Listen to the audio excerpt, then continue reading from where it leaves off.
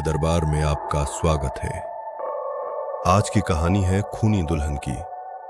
एक ऐसी दुल्हन जिसकी शादी अधूरी रह गई और जिसने मरने से पहले कसम खाई कि अब कोई भी दूल्हा खुशी खुशी अपनी शादी पूरी नहीं करेगा।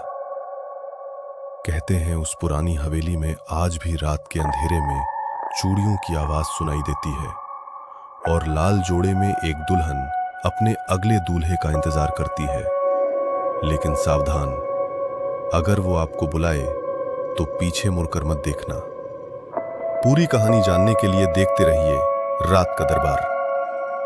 कहानी शुरू होती है राजस्थान के एक पुराने गांव से, जहां गांव के बाहर एक पुरानी खंडहर हवेली थी।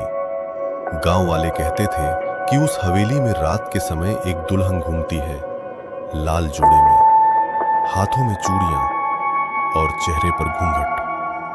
लेकिन जो भी उसे देखता था वो अगली सुबह मरा हुआ मिलता था। कई साल पहले उस हवेली में राधिका नाम की एक लड़की रहती थी। उसकी शादी गांव के सबसे अमीर घर में तय हुई थी। पूरे गांव में खुशी का माहौल था। शादी की रात राधिका लाल जोड़े में दुल्हन बनकर अपने दूल्हे का इंतजार कर रही थी। लेकिन उसी रात दूल्हा और उसके परिवार वाले दहेज के लिए शादी तोड़ देते हैं। राधिका का दिल टूट जाता है। वो रोते रोते हवेली की छत पर जाती है और वहीं से कूदकर अपनी जान दे देती है। मरने से पहले वो एक ही बात कहती है, जिसने मेरी शादी तोड़ी, मैं उसकी खुशियां कभी पूरी नहीं होने दूंगी।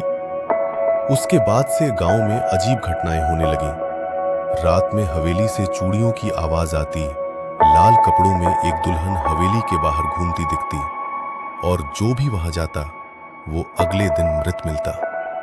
धीरे धीरे गांव वालों ने उस जगह को श्रापित मान लिया।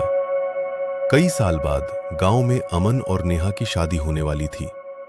शादी की रात बारात उसी रास्ते से गुजर रही थी जहां वो हवेली थी। अचानक घोड़ी रुक जाती है। अमन को लगता है जैसे कोई उसे धीरे धीरे बुला रहा हो। वो हवेली की तरफ चलने लगता है। हवेली के अंदर अमन को एक दुल्हन दिखाई देती है। लाल जोड़ा, लंबा घूंघट और पैरों में पायल की आवाज।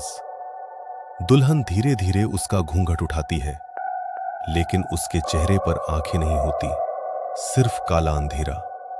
वो डरावनी आवाज में कहती है, आज मेरी शादी अधूरी रह गई थी, आज तुम मेरे दूल्हे बनोगे।